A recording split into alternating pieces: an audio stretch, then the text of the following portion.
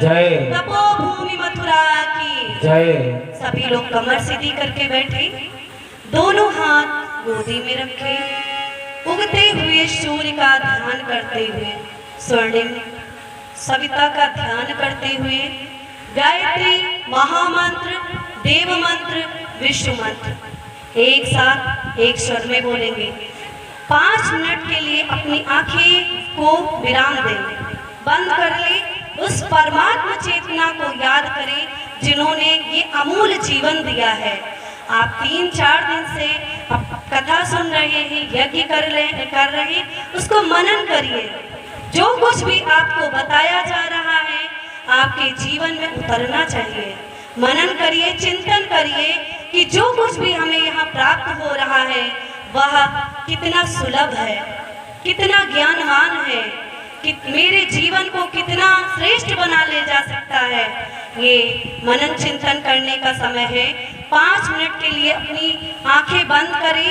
उस परम पूज्य गुरुदेव वेद मूर्ति तपोनिष्ठ पंडित श्री राम शर्मा आचार्य तथा भगवती देवी शर्मा हमारी जो माता जी हैं, उनका आशीर्वाद आपके जीवन में बरसने जा रहा है। 2 मिनट के लिए अपनी आंखें बंद करें और उन्हें याद करें।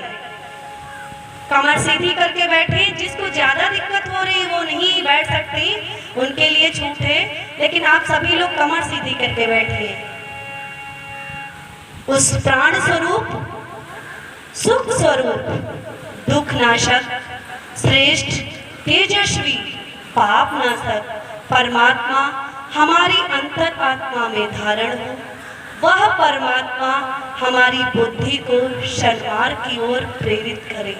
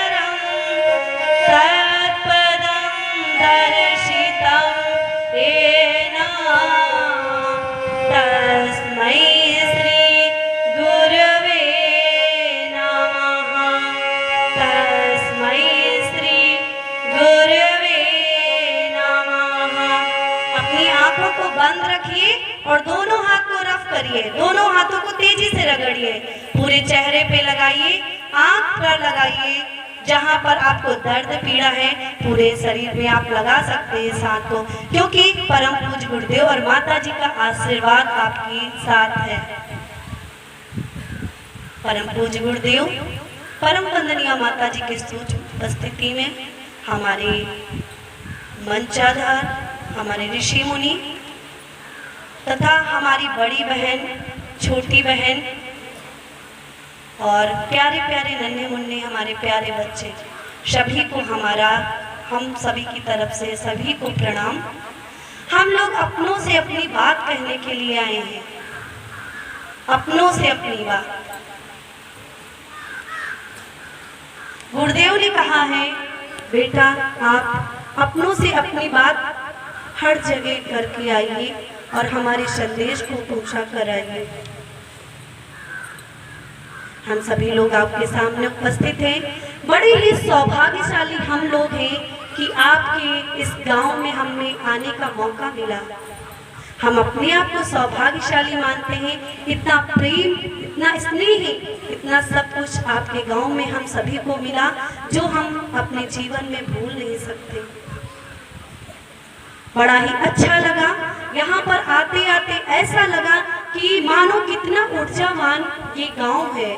जिस ऊर्जावान गांव में गायत्री साधना चल रही है 4 दिन से प्रतिदिन, और पहले से भी चलती चली आ रही है। ऊर्जावान गांव में पहुंचते ही मन खुश हो गया, प्रसन्न हो गया। ऐसा मालूम हो रहा है कि साक्षात गुरुदेव और माता जी इस गांव में अपना आशीर्वाद हमेशा बरसते रहते हैं। फिर से पुनः निवेदन कि हम लोग बड़े ही सौभाग्यशाली हैं कि आपके गांव में हमें आने का मौका मिला। हम अपने जीवन को धन्य मानते हैं कि आप सभी भाई बहनों से हमें मिलने का मौका मिला। 4 दिन से आप लोग गायत्री मंत्र समझ रहे होंगे, जान रहे होंगे और अपने जीवन में उतार भी रहे होंगे। हमारा जीवन गायत्रीमय हो गया है और जितना शेष बचा है वो कल तक हो जाएगा। हमें पूरा विश्वास है हर जीवन, हमारे गुरुदेव का कहना है, मानव में देवत्व का उदय और धरती पर स्वर्ग का अवतरण। मानव में देवत्व का उदय और धरती पर स्वर्ग का अवतरण गायत्री मंत्र से ही आपके प्राप्त हो सकता है। गायत्री महामंत्र है, देव मंत्र है, जो सद्बुद्धि, बुद्धि और सद्बुद्धि दोनों में अंतर होता है। आज भाई बहन बुद्धि है, लेकिन अगर सद्बुद्धि नहीं है तो जीवन किसी काम का नहीं। सद्बुद्धि हमें कहाँ से प्राप्त होती है भाइयों बहनों? ये सद्बुद्धि हमें गायत्री मंत्र से प्राप्त होती है।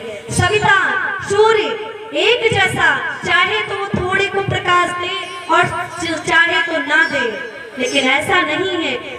सूर्य निकलता है तो प्रकाश सबको मिलता है। ऐसे ही सविता का गायत्री मंत्र जो सविता का मंत्र है, तेज प्रकाश हमारे जीवन में हमेशा प्रकाश है। हमारे जीवन में अगर आ गया तो हम सबको रोशनी दे सकते हैं। गायत्री मंत्र हम सभी को करना चाहिए और हमें पूरा विश्वास है कि यहाँ पर जितनी भी बहनें बैठी हुई हैं सबके घर में गायत्री मंत्र का जप होता है। और अगर नहीं होता है तो आपके 4 दिन से इस कार्यक्रम में ये संकल्प लेकर जाइए कि हमें गायत्री मंत्र का जप कर अवश्य करना है और हम बदलेंगे और युग बदलेगा। ये नारा लेके हम अपने जीवन को आगे बढ़ते चले जाना है। आज लोग कहते हैं कि हमारा बेटा बात नहीं मानता। भाइयों बहनों, बेटा कब बात मानेगा? जब आपके घर में गायत्री मंत्र की उपासना होने लगेगी, गायत्री मंत्र की साधना होने लगेगी, तो अपने आप स्वयं आपका बेटा, आपका परिवार अपने आप बात मानता चला जाएगा। बहुत से परिवार ऐसे हैं कि भाई साहब आते हैं, दारू पीकर चले जाते, स्वयं का अनुभव बताते हैं।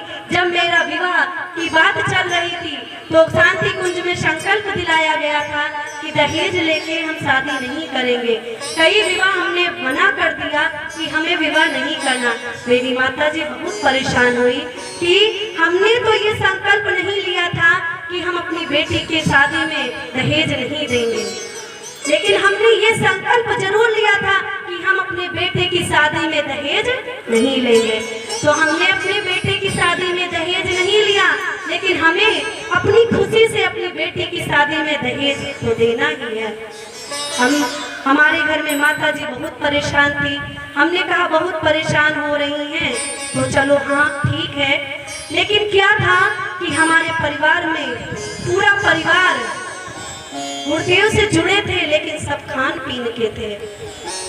हमने कहा जब सुने कि हमारे परिवार में ऐसा हो रहा है और सभी लोग खा पी रहे, गुरुदेव के सामने गए और हमने कहा गुरुदेव आप तो हमारे पिता और माता हैं।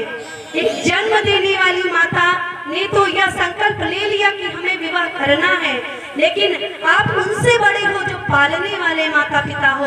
आप इसकी रक्षा करिए और हमें रास्ता बताइए कि हम क्या करें। 2 मिनट के लिए माता जी गुरुदेव के सामने गई और रोने लगी। मैंने कहा, गुरुदेव, जिस चीज को मैंने कभी सोचा नहीं था, जिस चीज को हमने कभी जाना नहीं था, जिस चीज को हमने कभी पैदाइश से पहले देखा नहीं था, आज उस घर में जाकर मैं कैसे रहूंगी। 2 आंसू ही गिरे होंगे, उधर से फोन आ गया मेरी माता जी के ऊपर कि माता जी, अगर आपकी और आपकी बेटी की इच्छा नहीं है कि आपका परिवार ये कुछ खाए पिए या कुछ मतलब ऐसा आपको लगता है, तो हम शादी से पहले ही पूरे परिवार को बदल देंगे और हम लोग कुछ नहीं खाएंगे पिएंगे। हम जान भी नहीं पाए कब लोग बदल गए। क्या था, किस चीज का अपना अनुभव बता रहे हैं, किस चीज का प्रभाव था, केवल गायत्री मंत्र का प्रभाव था। गुरुदेव और माता जी का आशीर्वाद हमारे साथ था। गुरुदेव जी माता जी हमारे परिवार में पहुंच गए, बल्कि पूरे गांव में पहुंच गए। हमें कभी ये नहीं लगता कि वो मेरा ससुराल है। हमें तो अपने मायके से ज्यादा प्यार अपने ससुराल में मिलता। यदि हम कह दें कि हमारे घर पे आज ये होना है, पूरा गांव चुप होकर कहेगा हाँ ये बात सही और होना चाहिए। किसका आशीर्वाद है? परम पूज्य गुरुदेव का और परम पूजनीय माता जी का आशीर्वाद है। लेकिन किससे? गुरुदेव ने कहा है उपासना, साधना, आराधना, समयदान और अंशदान। गुरुदेव ने कहा है समझदारी, ईमानदारी, जिम्मेदारी और बहादुरी, चारों चीजों को अपने जीवन में अपनाएंगे तो भाइयों बहनों स्वयं हमारा जीवन बदलता चला जाएगा। हमारे अंदर समझदारी आ जाएगी, ईमानदारी आ जाएगी और जिम्मेदारी, जीवन जीने की कला आ जाएगी तो अपने आप बहादुरी अपने आप आ जाएगी।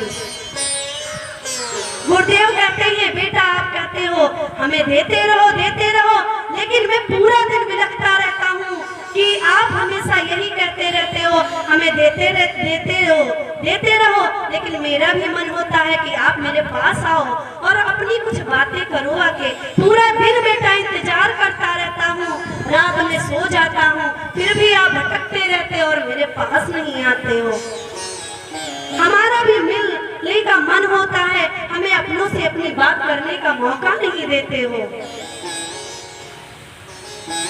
लोग कहते 24 घंटा हमारे पास है, खाने के लिए है, अपनी कमाई के लिए है, अपने नहाने धोने के लिए है, पहनने ओढ़ने के लिए है और भगवान के लिए समय नहीं।